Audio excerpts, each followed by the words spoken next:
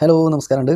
നമ്മൾ ലൈഫിൽ തീരുമാനം എടുക്കുമ്പോഴേ നമ്മൾ ലൈഫിലൊരു മുഖ്യമായ ഒരു തീരുമാനം നമ്മുടെ ലൈഫിൻ്റെ ഏറ്റവും ഇമ്പോർട്ടൻ്റ് ആയിട്ട് തീരുമാനങ്ങൾ എടുക്കുന്ന സമയത്ത്, എസ്പെഷ്യലി നമ്മൾ സാമ്പത്തികമായിട്ടുള്ള തീരുമാനങ്ങൾ എടുക്കുന്ന സമയത്ത്, നമ്മളൊരു ബിസിനസ് അല്ലെങ്കിൽ നമ്മൾ സ്വന്തമായിട്ട് എന്തെങ്കിലും സ്റ്റാർട്ട് ചെയ്യാൻ ഉദ്ദേശിക്കുന്ന സമയത്ത് നമ്മൾ നമ്മളുടെ കഴിവുകളെ മനസ്സിലാക്കിയിട്ട് വേണം ഒരു കാര്യം സ്റ്റാർട്ട് ചെയ്യാൻ. അല്ലാതെ മറ്റുള്ളവരെ കോപ്പി ചെയ്തുകൊണ്ടുള്ള രീതി അത് മാറ്റണം. നമുക്കേ അറിയുള്ളൂ നമ്മൾ ആരാണ്, നമ്മളെ കഴിവുകൾ എന്തൊക്കെയാണെന്ന് നമുക്ക് മാത്രമേ അറിയൂ. വേറെ ഒരു മനുഷ്യനും അറിയില്ല. പുറമേ നിന്ന് കാണുന്നതല്ലല്ലോ, നമുക്കറിയാം നമുക്ക് എന്തൊക്കെ ചെയ്യാൻ പറ്റും. ഹിഡൻ ആയിട്ടുള്ള കുറേ കഴിവുകളുണ്ട്. അതിനെ പുറത്തെടുക്കാനുള്ള വഴികൾ എന്താണ്? നമ്മൾ കുറേ കാര്യങ്ങൾ പ്രാക്ടീസ് ചെയ്ത് നോക്കുക. നമ്മൾ എന്ത് ചെയ്യുക?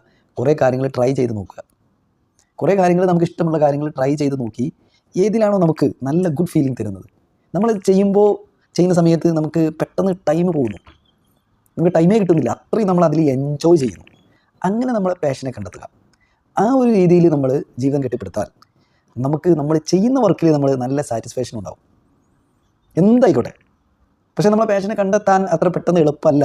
കാരണം ചില കാര്യങ്ങൾ നമ്മൾ ചെയ്യുമ്പോൾ പിന്നെ കുറേ കാലം ചെയ്ത് നോക്കുമ്പോഴേ നമുക്കത് മനസ്സിലാവുള്ളൂ. ആ കാര്യം എനിക്ക് എത്രത്തോളം സ്യൂട്ടബിൾ ആണ്, എനിക്കതിൽ എത്രത്തോളം സാറ്റിസ്ഫാക്ഷൻ ഉണ്ട് എന്നുള്ളത് കുറേ കഴിഞ്ഞിട്ട് മാത്രമേ നമുക്ക് മനസ്സിലാവുള്ളൂ.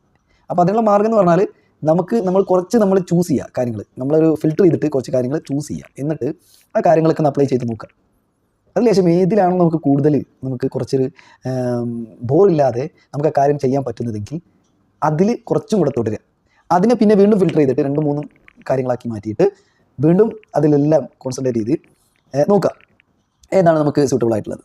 അങ്ങനെ ഫിൽറ്റർ ചെയ്ത് വരുമ്പോൾ നമുക്ക് അതിൽ നിന്ന് ഏറ്റവും നമുക്ക് അനുയോജ്യമായത്, ഏറ്റവും നമുക്ക് സ്യൂട്ടബിൾ ആയിട്ടുള്ള, നമുക്ക് എൻജോയ് തരുന്ന, ഏത് സമയത്ത് നമുക്ക് ചെയ്യുമ്പോൾ ഒരു ബോറുമില്ലാതെ സ്മൂത്തും സാറ്റിസ്ഫാക്ഷൻ തരുന്ന ഒരു കാര്യം നമുക്ക് അതിൽ നിന്ന് കിട്ടും. ആ കാര്യത്തിൽ നമ്മൾ ഫോക്കസ് ചെയ്യുകയാണെങ്കിൽ അതിൽ നിങ്ങൾക്ക് ഈ ലോകത്തിൽ തന്നെ ഏറ്റവും വലുതായി ശോഭിക്കാൻ കഴിയും എന്നുള്ളതാണ് ഈ സക്സസ്ഫുൾ ആയിട്ടുള്ള ആളുകളെ ചരിത്രം പഠിക്കുമ്പോൾ നമുക്ക് മനസ്സിലാക്കാൻ കഴിയുന്നത്.